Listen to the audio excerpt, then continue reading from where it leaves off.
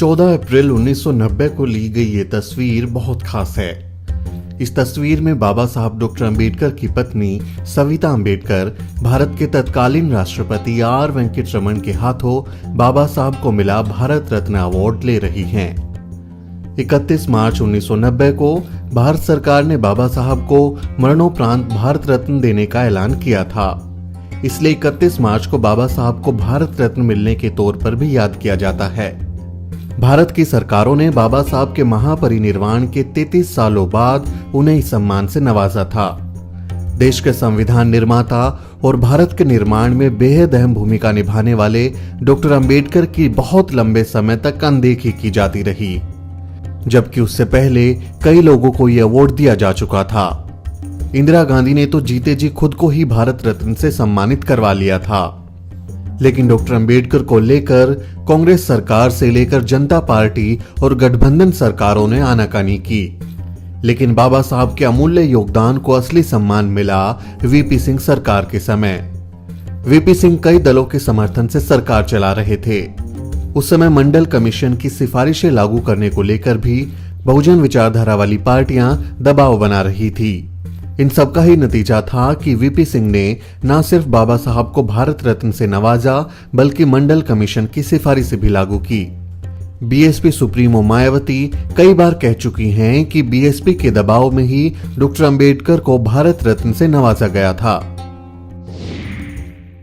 मैं आप लोगों को यह भी बताना चाहती हूँ, खास तौर से जय भीम वालों को, बाबा साहब डॉक्टर अंबेडकर के मानने वाले लोगों को ये भी बताना चाहती हूँ, बाबा साहब डॉक्टर अंबेडकर ने देश का संविधान बनाया और संविधान बनने के बाद तो उनके जीते जी, उनके देहांत के बाद भी तो उनके अनुयायी कांग्रेस पार्टी से वो गुहार करते रहे, अपील करते रहे कि बाबा साहब डॉक्टर अंबेडकर को भारत रत्न की उपाधि से सम्मानित किया जाए। लेकिन दुख की बात यह है कि कांग्रेस पार्टी की हुकूमत में तो कांग्रेस पार्टी ने बाबा साहब डॉक्टर अंबेडकर को भारत रत्न की उपाधि से सम्मानित नहीं किया। लेकिन बाबा साहब डॉक्टर अंबेडकर को भारत रत्न की उपाधि से कब सम्मानित किया गया? आपकी मंडल कमीशन की रिपोर्ट, पिछड़े वर्ग के लोगों को आरक्षण देने के लिए आपकी मंडल कमीशन की रिपोर्ट कब लागू हुई थी? जब 1989 में केंद्र में सत्ता परिवर्तन हुआ और 1989 में हमारे पहली बार 3 मेंबर पार्लियामेंट जीत कर आए थे लोकसभा में। मैं खुद भी 1989 में बिजनौर लोकसभा की सीट से चुनाव जीत कर आई थी। उस समय श्री वीपी सिंह देश के प्रधानमंत्री बने। उन्होंने हमको कहा कि आप सरकार में शामिल हो जाओ। हमने श्री वीपी सिंह को ये कहा, हम सत्ता में तो शामिल नहीं होंगे, हम आपको बाहर से समर्थन दे देंगे, लेकिन हमारी 2 बात माननी होगी। पहला ये कि पिछड़े वर्गों को अभी तक आरक्षण नहीं मिला है, मंडल कमीशन की रिपोर्ट आ गई है, आप इसको लागू कर दो। बाबा साहब डॉक्टर अंबेडकर को जो भारत रत्न की उपाधि से सम्मानित नहीं किया है, इनको सम्मानित कर दो। तो आप लोगों को जानकर ये अच्छा लगेगा कि उस समय तो हमारे विशेष आग्रह पर श्री वीपी सिंह ने फिर मंडल कमीशन की रिपोर्ट को लागू किया।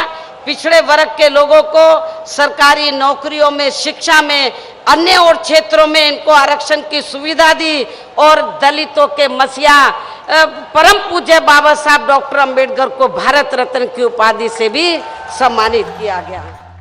दरअसल कांशीराम साहब उस दौर में बाबा साहब को घर घर तक ले गए थे। हजारों किलोमीटर की साइकिल यात्रा के दौरान उन्होंने बाबा साहब के विचारों को न सिर्फ जन जन तक पहुंचाया, बल्कि देश की मौजूदा राजनीति में बाबा साहब का कद और भी बड़ा कर दिया। उसके बाद 1984 में बीएसपी की स्थापना से तो बहुजन नायक और बहुजन विचारधारा मुख्य धारा में आ गई।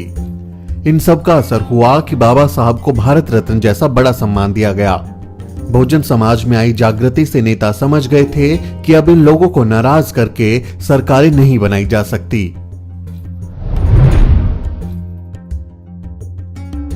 दरअसल बाबा साहब को भारत रत्न देने में हुई देरी के पीछे एक सोची समझी साजिश की बू आती है। कांग्रेस और बाकी दल नहीं चाहते थे कि बाबा साहब का कद भारतीय राजनीति में और बड़ा हो। बहुत ही शातिराना तरीके से बाबा साहब को पहले सिर्फ दलितों का नेता बताकर प्रचारित किया गया और बाद में उनके योगदान और महत्व को ठंडे बस्ते में डाल दिया गया। दिल्ली में देहांत के बाद बाबा साहब का शव मुंबई भेजने के पीछे भी यही कहा जाता है कि नेहरू नहीं चाहते थे कि दिल्ली में बाबा साहब की समाधि बने, क्योंकि दिल्ली सत्ता का केंद्र है। दिल्ली में गांधी की समाधि पहले से थी, इसलिए नेहरू ने बाबा साहब का शव मुंबई भिजवाने के लिए चतुराई दिखाई। अंबेडकरवादी विचारधारा के मजबूत होने का मतलब है बहुजन समाज के लोगों में राजनीतिक चेतना पैदा होना, लेकिन पार्टियां ऐसा नहीं चाहती थी। इसके उलट कांग्रेस जैसी पार्टियां चंद दलितों को अपना चमचा बनाकर रखती थी। लेकिन मान्यवर काशीराम के आंदोलन ने बाबा साहब को एक बार फिर से जिंदा कर दिया था।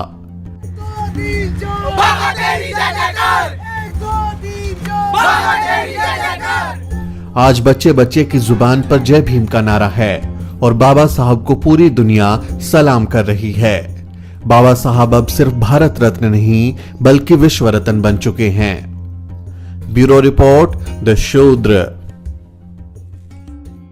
बहुजन समाज से जुड़ी हर खबर जानने के लिए सब्सक्राइब करें द शूद्र और बेल आइकन दबाना ना भूलें।